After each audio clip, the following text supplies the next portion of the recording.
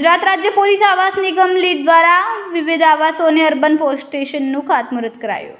નાયબ મુખ્યમંત્રીના હસ્તે વિવિધ પોલીસ આવાસો અને અર્બન પોલીસ સ્ટેશનનું ખાતમુહૂર્ત કરવામાં આવ્યું. 75 કરોડના ખર્ચે તૈયાર થઈ રહ્યું છે વિવિધ પોલીસ આવાસો અને અર્બન પોલીસ સ્ટેશન. પોલીસ કોન્સ્ટેબલથી લઈને એસઆઈ સુધીના પોલીસ માટે બનશે પોલીસ કોમ્યુનિટી હોલની સામે આવાસ.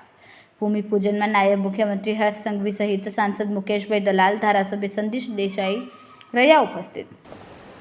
આજે સુરત શહેર પોલીસના મુખ્ય મથક એટલે અઠવા લાઇન્સ ખાતે જો અમારા રહેણાંકના જે વિસ્તાર છે અમારા પોલીસ સ્ટાફ માટે અહીંયા માનની જો નાયબ મુખ્યમંત્રી શ્રી હર્ષભાઈ સંઘવી સાહેબ તરફથી અત્યારે જો એ 75 કરોડ રૂપિયાના કામોના ભૂમિપૂજન કરવામાં આવ્યા, જેમાં આ હેડક્વાર્ટર ખાતે 160 જેટલા જો કોન્સ્ટેબલ્સના ક્વાર્ટરના નિર્માણ થવાના છે, જેમાં 2 આપણા પૂરે પાર્કિંગ બી રહેવાના છે અને 10 સ્ટોરીના જો આ બધા બિલ્ડિંગ રહેશે. અને સાથોસાથ પાલ પોલીસ સ્ટેશન અને એના ઉપર જો પોલીસ સ્ટેશનના ઉપર 28 જેટલા જો કોન્સ્ટેબલ્સના ક્વાર્ટર છે.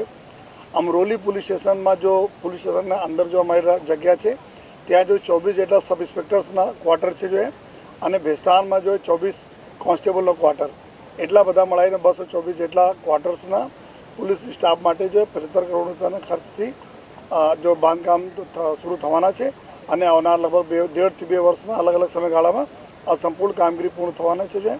તો એના જ માનનીય નાયબ મુખ્યમંત્રી સાહેબ તરફથી એના ભૂમિપૂજન કરવામાં આવે અને આવનાર દિવસોમાં જો જે રીતે અત્યારે માસ્ટર પ્લાન બની રહ્યા છે કે સમગ્ર જો અમારા સ્ટાફ છે પોલીસ સ્ટાફ એના બધાને ક્વાર્ટર મળે, આ દિશામાં બી જરૂરી કાર્યવાહી માટે જો નાયબ મુખ્યમંત્રી તરફ સૂચનાઓ પણ મળી છે, જેના ઉપર અમે લોકો કાર્યવાહી કરીએ છીએ.